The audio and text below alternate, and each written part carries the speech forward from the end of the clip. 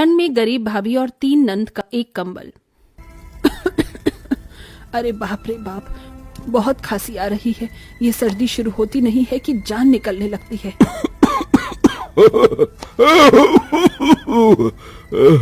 अरे भाग्यवान, तुमने क्यों खांसा?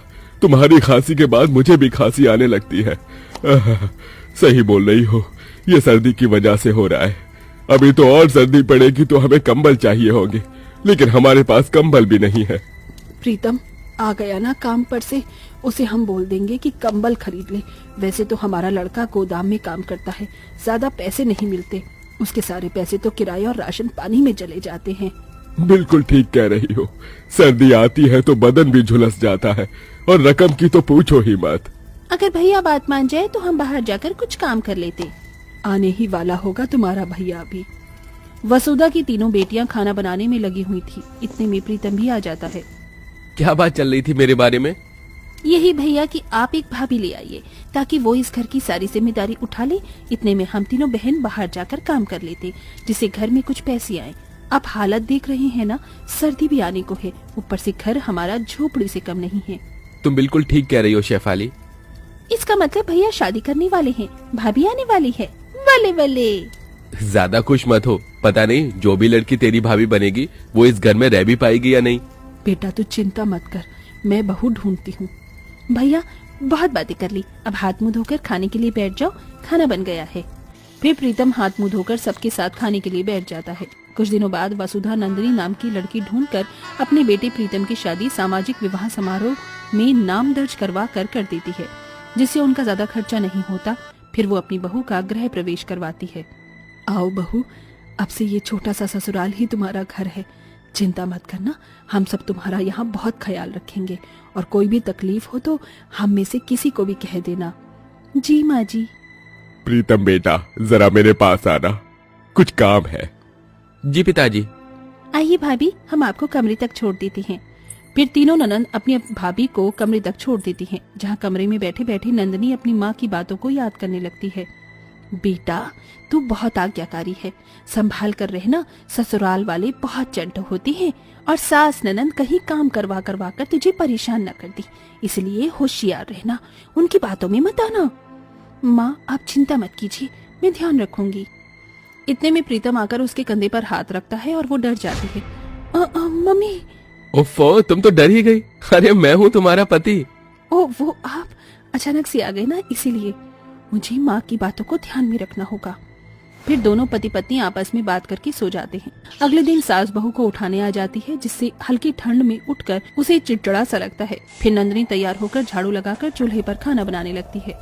भाभी मुझे आपके हाथ का हलवा खाना है, आप बनाएंगी ना? भाभी नमक मिर्ची जरा कम डालना, माफ कीजिएगा, हम तीनों में से आपकी कोई मदद नहीं कर सकता, इसलिए अब से घर की जिम्मेदारी आपको ही उठानी पड़ेगी। क्योंकि हम रोज काम करके आते थे तो काम नहीं होता था, इसलिए हम फैक्ट्री जा रहे हैं अब। हाँ भाभी, आप हमारा टिफिन दोपहर में देने आ जाना, हम आ नहीं पाएंगे, चलते हैं। अरे पगलियो, पहले ही दिन अपनी भाभी को काम बताकर चली गई, मैं बहू का हाथ बटा देती हूँ। अरे वसुधा, जरा मेरे पास आना, मेरा चश्मा नहीं मिल रहा है कहीं। अजी मैं आई। वसुधा बहू की मदद करवाने की जगह हरीलाल के पास जाकर उसका चश्मा ढूंढने में व्यस्त हो जाती है, और इतने में नंदिनी को ही सारा काम वाम चूल्हे पर खाना बनाकर खुद ही तैयार करना पड़ता है, जिससे उसकी आंखें भी धुएं से जल रही थी। मेरी तो आंखें ही फूट गई, पहली रसोई का खाना बनाते बनाते। ससुराल आते ही रसोई में अकेला छोड़ दिया, फरमाइश बताकर चली गई, लेकिन कोई मदद करने नहीं आया। और माँ भी सही बोल रही थी, ये ससुराल वाले ऐसे ही होते हैं, बहू पर हुक्म चलाते हैं।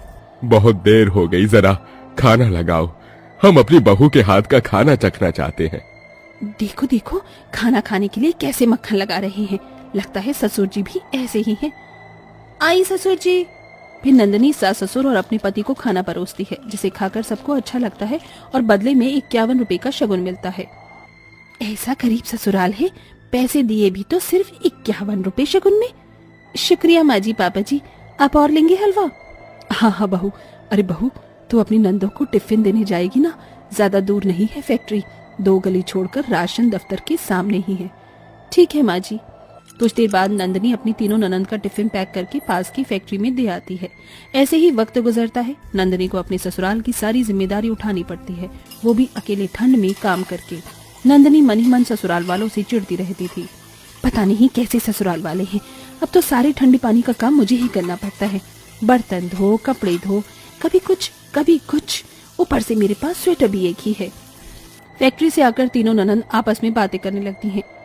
मुझे ऐसे बिल्कुल भी अच्छा नहीं लगता कि भाभी को ही सारा काम करना पड़ता है। पर दीदी, एक तरफ से देखा जाए तो भाभी के लिए ये सही है। ठंड में ज्यादा काम करती रहेंगी तो शरीर में गर्मी बनी रहेगी। आप तो जानती हैं, घर में खाने पीने का कुछ ज्यादा साधन नहीं है ना ही लड्डू बन सकते हैं, ना ही गर्म मेवों से, और कंबल भी नहीं है। चिढ़कर नंदनी अब काम करने में आनाकानी करने लग गई थी। बहू जरा चाय बना कर ले आ, ठंड सी लग रही है। मुझे कोई काम नहीं करना, मेरे पैरों में दर्द हो रहा है माँ जी, आप तीनों नन से करवा लीजिए। ये अचानक से भाभी को क्या हो गया? एक दिन फैक्ट्री में नंदों का मालिक गरम कंबल बांट रहा था, जिसे लेने के लिए तीनों ननंद भी जाती हैं। साहब, आपने हमें नहीं दिया, हमें भी दीजिए। ओहो, ये गरीब लोगों के लिए नहीं है, कंबल अच्छे अच्छे मंगवाए हैं, अच्छा काम करने वाले लोगों के लिए। तुम लोगों की तो पगार भी कम है, चलो जाओ यहाँ से। पर मालिक, हमें कंबल की बहुत जरूरत थी। जाकर खरीद लो, काम तो करती ही हो, भीख क्यों मांग रही हो? दिसंबर की ठंडी ठंडी हवाएं चलती रहती हैं, जिससे घर में भी बहुत ठंड लगती है। वहीं तीनों ननंद बिना स्वेटर के काम करती हैं।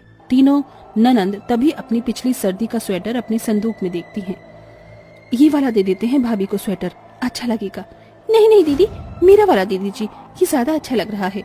हाँ, यही ठीक है। कमरे के बाहर खड़े होकर नंदनी गलत समझती है। जरूर तीनों नंदी यही डिसाइड कर रही होंगी, कोई कौन सा फटा हुआ पुराना स्वेटर मुझे देना है, पर मैं भी तेज हूँ, वापस कर दूंगी। कुछ देर बाद तीनों ननंद बड़े प्यार से नंदनी को स्वेटर देने जाती हैं, लेकिन नंदनी बिना स्वेटर को देखे उसे फाड़ कर वापस कर देती है। अगर आपको मुझे फटा हुआ स्वेटर देकर मेरी बेइज्जती ही करनी थी तो दिया ही क्यों? अपने पास रखिए, मैं अपनी शॉल ओढ़ लूंगी। भाभी रुको, जरा सुनिए दीदी, हमने तो सबसे अच्छा स्वेटर दिया था भाभी को। 2-3 दिन बाद ठंड और बढ़ जाती है। घर के सभी लोग ठंड में ठिठुर कर बिना कंबल के सो ही रहे थे।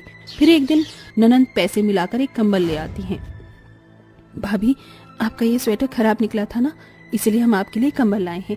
ये बहुत गर्म है, आपको अच्छी नींद आएगी। ठीक है। कुछ देर बाद नंदनी अपना गर्म कंबल लेकर सो जाती है। वहीं दूसरी ओर घर के सभी लोग ठंड में बिना कंबल के अभी सो ही रहे थे। सास तो हल्की फटी शॉल को ओढ़े हुए थी। प्यास की वजह से नंदनी की आंख खुल जाती है। वो पानी लेने जाती है तो सबको कांपता हुआ देख उसे बहुत अजीब लगता है। ये क्या, मैं इतने आराम से गर्म कंबल में सो रही थी और मेरे ससुराल वाले और मेरी तीनों नंद कांप रही हैं। सबको कितना गलत समझा मैंने। एक कंबल के लिए मैंने इन लोगों के बारे में क्या क्या नहीं सोचा। ये मुझसे क्या हो गया, इसकी भरपाई तो माफी मांगने से भी नहीं हो पाएगी। भगवान मुझे माफ कर देना, मैंने अपने ससुराल वालों की क्या दशा कर दी। फिर नंदनी अपना कंबल तीनों ननंद को उड़ा देती हैं और आग जला देती हैं, जिससे घर थोड़ा बहुत गर्म हो जाए, और बैठे बैठे वहीं सो जाती है। ननंद की अच्छाइयाँ देखकर उसे अपनी गलती का एहसास होता है।